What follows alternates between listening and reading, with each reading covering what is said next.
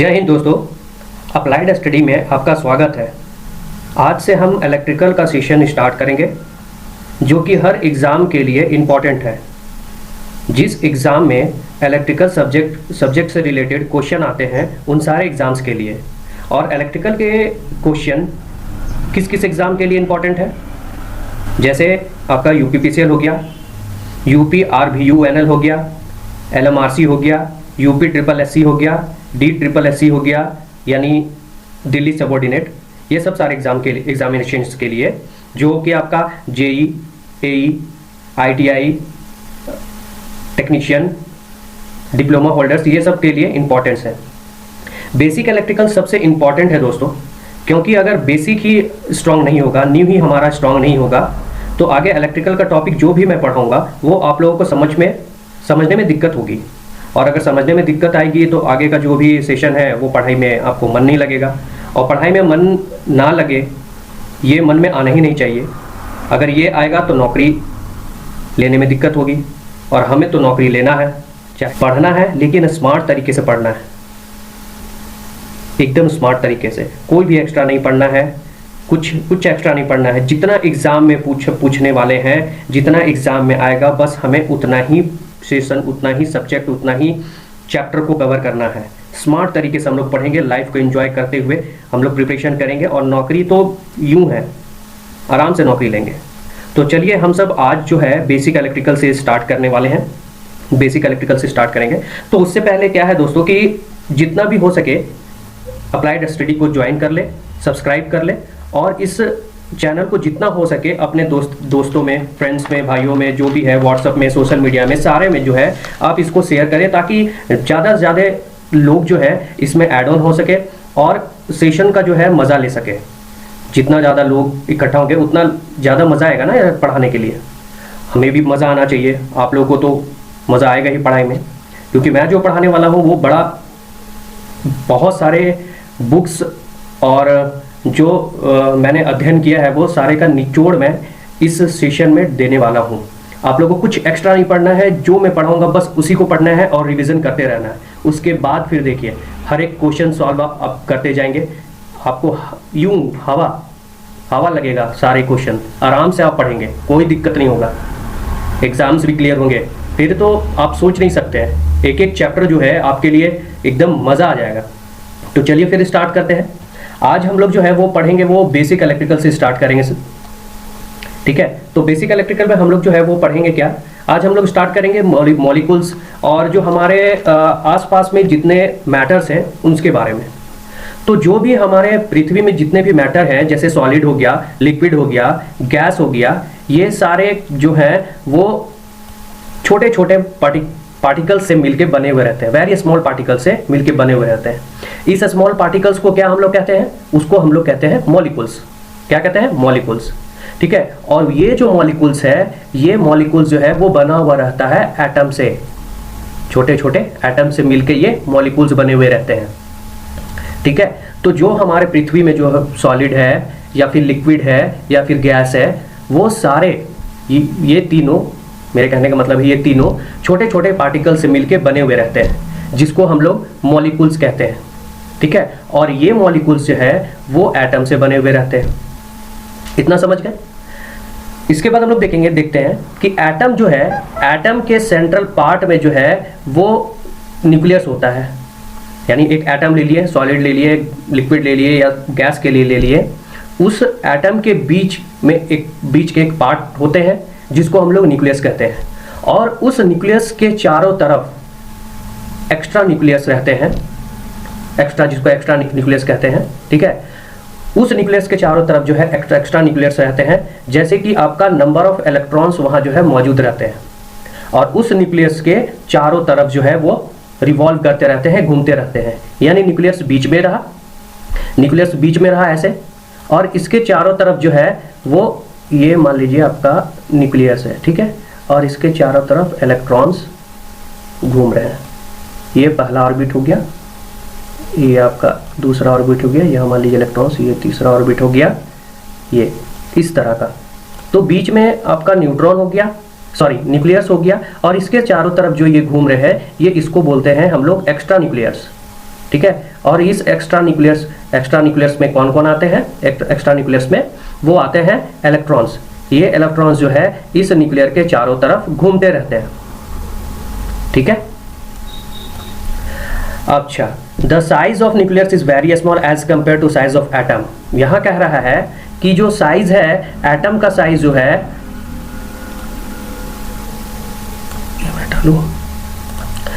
Nucleus का size जो होता है वो एटम से बहुत छोटा होता है।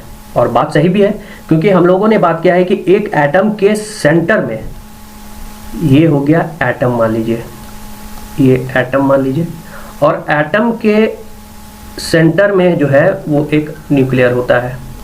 तो एटम सबसे बड़ा हुआ ना, और न्यूक्लियर हो गया छोटा। तो वही यहाँ पे लिखा हुआ है, the size of nucleus is very small as compare to size of atom, ठीक है।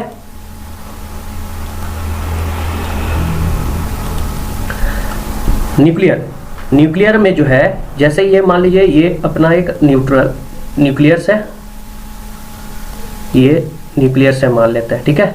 इस न्यूक्लियस में दो चीज पाए जाते हैं जिसे हम लोग प्रोटॉन और न्यूट्रॉन कहते हैं, ठीक है।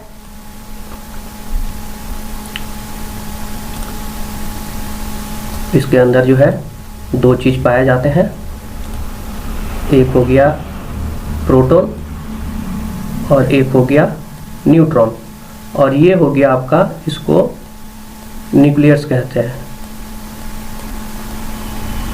न्यूक्लियस कहते हैं, ठीक है। और इसके चारों तरफ जो है वो इलेक्ट्रॉन जो है मान लेते हैं, सॉरी, इलेक्ट्रॉन जो है इसके चारों तरफ ऐसे घूम रहे हैं, ठीक है। ये इलेक्ट्रॉन हम लोग मान लेते हैं, ये इलेक्ट्रॉन घूम रहे हैं, इलेक्ट्रॉन्स, ये इलेक्ट्रॉन्स, ये इलेक्ट्रॉन्स। तो मैं ये कहना चाह रहा हूं कि ये हो गया एक एटम के सेंट्रल पार्ट में एक हो गया न्यूक्लियस, और न्यूक्लियस के अंदर हो गया आपका प्रोटॉन और न्यूट्रॉन। इस न्यूक्लियर के चारों तरफ इलेक्ट्रॉन जो है वो रिवॉल्व कर रहा है, ठीक। प्रोटॉन को हम लोग पॉजिटिवली चार्ज्ड पार्टिकल्स मानते हैं, और न्यूट्रॉन को हम लोग न्यूट्रल मानते हैं, ठीक है।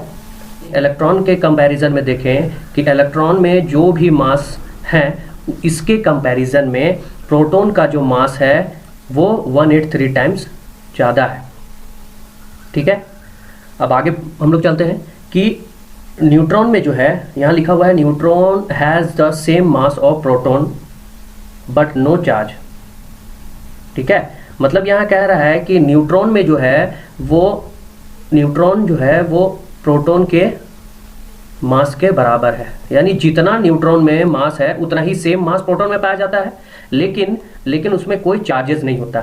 जैसे प्रोटॉन में पॉजिटिव चार्ज होते हैं और इलेक्ट्रॉन में नेगेटिव चार्ज, ठीक है। लेकिन न्यूट्रॉन में जो है वो कोई चार्ज नहीं होते, लेकिन मास जो है वो प्रोटॉन के बराबर ही होता है। यानी न्यूट्रॉन का मास और प्रोटॉन के मास में कोई अंतर नहीं, न्यूट्रॉन का मास बराबर प्रोटॉन का मास, ठीक है। लेकिन इसमें कोई चार्जेस नहीं होते।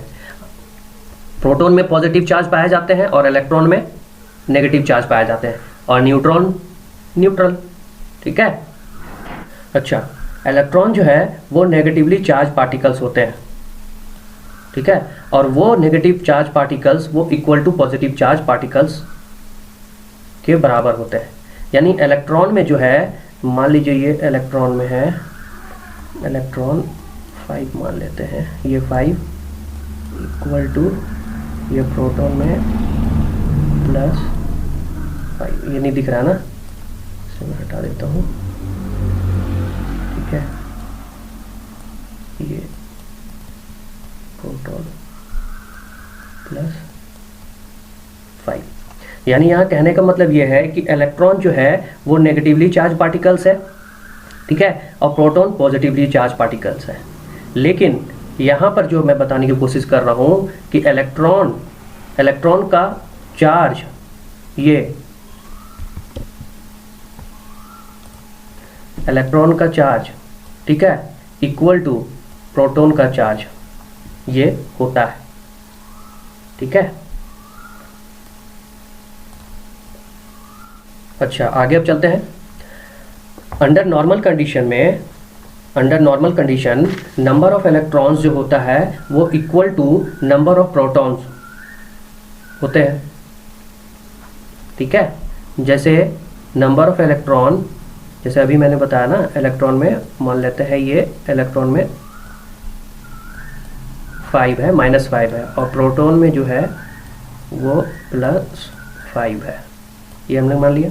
नॉर्मल कंडीशन में क्या होता है कि इलेक्ट्रॉन का चार्ज, इलेक्ट्रॉन में जो चार्ज है negative charge particles equal to proton में जो पॉजिटिव चार्ज पार्टिकल्स है, ये इक्वल होते हैं।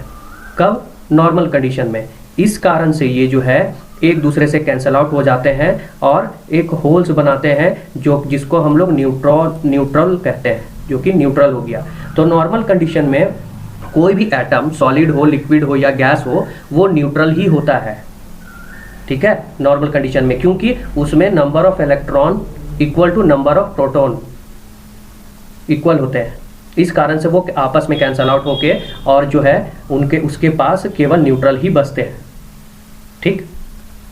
जैसा कि मैंने अभी बताया कि number of proton equal to number of electron in body, यानी कोई भी बॉडी में number of proton equal to हो जाए नंबर ऑफ इलेक्ट्रॉन्स के, तो रिजल्टेंट चार्ज जो होता है वो 0 हो जाता है, क्योंकि वो एक दूसरे से कैंसल आउट होके न्यूट्रल हो जाते हैं। तो वो बॉडी जो है वो इलेक्ट्रिकली न्यूट्रल कहलाता है। ना तो एक्सेस ऑफ इलेक्ट्रॉन है, ना तो एक्सेस ऑफ प्रोटॉन है। वो एक दूसरे में जो है वो इक्वल है। वो एक दूसरे के कंपैरिजन में ना तो बड़े हैं ना ही छोटे हैं, वो एक दूसरे के कंपैरिजन में इक्वल है, कंपेयर नहीं है, मतलब वो दोनों इक्वल है। और दोनों अगर इक्वल है, यानी प्रोटॉन और इलेक्ट्रॉन अगर इक्वल है, तो वो बॉडी जो है वो इलेक्ट्रिकली न्यूट्रल कहलाता है, ठीक है। आगे हम लोग देखेंगे कि यदि कोई न्यूट्रल बॉडी से इलेक्ट्रॉन रिमूव होता है, अगर कोई एक बॉडी है, बॉडी से अगर कोई इलेक्ट्रॉन अगर उससे रिमूव हो गया, तो अगर इलेक्ट्रॉन निकल गया, अभी हम लोग क्या पढ़े कि किसी बॉडी में number of electron is equal to number of proton है। यहाँ हम लोगों को देखा number of electron equal to number of proton, ठीक है, प्रोटॉन ये पॉजिटिव चार्ज और इक्वल ये नेगेटिव चार्ज। अब ये जो है number of electron is equal to number of proton है। अगर इस बॉडी से एक इलेक्ट्रॉन रिमूव हो जाए, अगर इस बॉडी से एक इलेक्ट्रॉन रिमूव हो जाए, तो उसमें एक इलेक्ट्रॉन्स की कमी आ जाती है, ठीक है। मान लेते हैं कि इसमें जो है इलेक्ट्रॉन अगर इलेक्ट्रॉन पहले 5 इलेक्ट्रॉन थे माइनस में, और ये प्रोटॉन जो है प्रोटॉन भी 5 थे लेकिन पॉजिटिव में। अब क्या हो गया कि उस बॉडी से एक इलेक्ट्रॉन जो है वो निकल गए, बाहर चले गए इस बॉडी से। तो यहाँ पर क्या बचा? यहाँ पर बचा -4 और यहाँ बच गया, यहाँ +5 ही रह गया। यानी इस बॉडी में एक इलेक्ट्रॉन की कमी हो गई, एक इलेक्ट्रॉन निकल के यहाँ से चला गया। तो इस इलेक्ट्रॉन की कमी के कारण से ये बॉडी जो है वो पॉजिटिवली चार्ज हो जाती है, यानी उसमें जो प्रोटॉन हावी हो जाता है।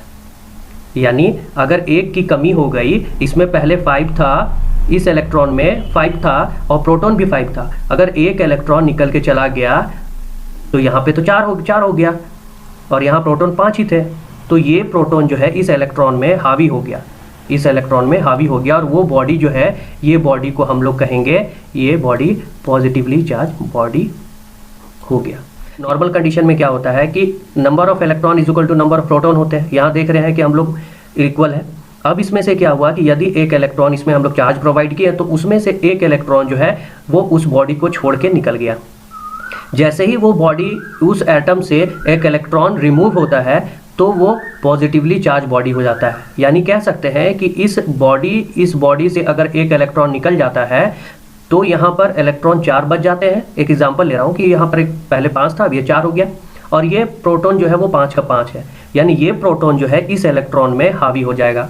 तो वो बॉडी जो है वो पॉजिटिवली चार्ज, हम लोग कहते हैं पॉजिटिवली चार्ज बॉडी हो गया, ठीक है। उसी तरह कोई एक न्यूट्रल बॉडी है, ठीक है, ये एक कोई न्यूट्रल बॉडी है और न्यूट्रल बॉडी में अगर कोई इलेक्ट्रॉन ऐड हो जाता है, इसमें कोई इलेक्ट्रॉन ऐड हो गया, तो पहले क्या था कि पहले हम लोग माने थे एक इलेक्ट्रॉन है जिसमें 5 नेगेटिव चार्ज मौजूद है और प्रोटॉन है, एक प्रोटॉन है और प्रोटॉन में पॉजिटिव चार्ज 5 मौजूद है। अब इसमें क्या हो गया कि इसमें इलेक्ट्रॉन, इस बॉडी में आके एक इलेक्ट्रॉन ऐड हो गया, एक इलेक्ट्रॉन आके ऐड हो गया, एक इलेक्ट्रॉन आके ऐड हो गया। जैसे इसमें इलेक्ट्रॉन आके ऐड हुआ तो ये इलेक्ट्रॉन जो है वो नेगेटिव चार्ज 6 हो गया और ये पॉजिटिवली चार्ज 5 ही रह गया, 5 ही रह गया। यानी ये अब ये इलेक्ट्रॉन जो है, ये इलेक्ट्रॉन इस प्रोटॉन पे हावी पड़ गया, तब वो बॉडी को जो है हम लोग नेगेटिवली चार्ज बॉडी कहते हैं। पहले हम लोग क्या देखे कि जब कोई एटम्स, न्यूट्रल एटम से कोई इलेक्ट्रॉन रिमूव होता है तो वहाँ इलेक्ट्रॉन की कमी हो जाती है और प्रोटॉन की अधिकता हो जाती है, तो उस बॉडी को हम लोग पॉजिटिवली चार्ज बॉडी कहते हैं। दूसरा कि अगर कोई एक न्यूट्रल बॉडी है, उसमें इलेक्ट्रॉन आके ऐड ऑन हो जाता है तो इलेक्ट्रॉन, एक्सेस इलेक्ट्रॉन हो जाते हैं, प्रोटॉन उतना ही रहता है, तो वो एक्सेस इलेक्ट्रॉन होने के कारण से वो बॉडी नेगेटिवली चार्ज बॉडी हो जाती है। ठीक है, इतना समझ गए? यहाँ कहने का मतलब ये है कि इलेक्ट्रॉन जो है, इलेक्ट्रॉन का जो मास जो है वो काफ़ी स्मॉल है, काफ़ी स्मॉल है इलेक्ट्रॉन का मास, और इलेक्ट्रॉन का स्मॉल मास होने के कारण से ये इलेक्ट्रॉन जो है वो इजीली कहीं भी मूव हो जाता है, कहीं भी मूव हो जाएगा, इधर चला जाएगा या फिर इधर चला जाएगा, कहीं भी वो अपने एरिया से छोड़ के निकल सकता है या फिर आ सकता है, यानी वो इजीली मूव कर सकता है। इलेक्ट्रॉन जो है वो इजीली मूव कर सकता है स्मॉल मास के कारण से। लेकिन प्रोटॉन जो है, प्रोटॉन का मास कितना था? 1837 टाइम्स, 1837 टाइम्स जो है वो ज़्यादा था, इस कारण से प्रोटॉन जो है वो मूव नहीं कर पाता है। ठीक है, दूसरा कारण ये भी है कि प्रोटॉन जो है वो न्यूक्लियस में, प्रोटॉन जो है वो न्यूक्लियस में बहुत पावरफुली अटैच रहता है, इस कारण से प्रोटॉन जो है मूव नहीं कर सकता। तो पहला कारण क्या है कि इलेक्ट्रॉन जो है स्मॉल मास के कारण से ये इजीली मूव कर सकता है, यानी इसमें जो है वो मोबिलिटी फीचर्स होते हैं, इजीली ये मूव कर सकता है कहीं भी। और दूसरा जो है वो प्रोटॉन हेवी मास के कारण से वो कहीं मूव नहीं कर सकता। और प्रोटॉन का मूव नहीं करने का दूसरा कारण ये भी है कि वो न्यूक्लियस के साथ अटैच्ड रहता है टाइटली, इस कारण से प्रोटॉन जो है वो एक जगह से दूसरी जगह मूव नहीं कर सकता है। ठीक है, यहाँ देखते हैं दोस्तों कि आयंस जो है वो दो टाइप्स के होते हैं, पॉजिटिव आयंस और नेगेटिव आयंस। ये आयंस के बारे में हम नेक्स्ट क्लास में बात करेंगे, इसको हम लोग ब्रीफली नेक्स्ट क्लास में पढ़ेंगे। ठीक है, जय हिंद दोस्तों।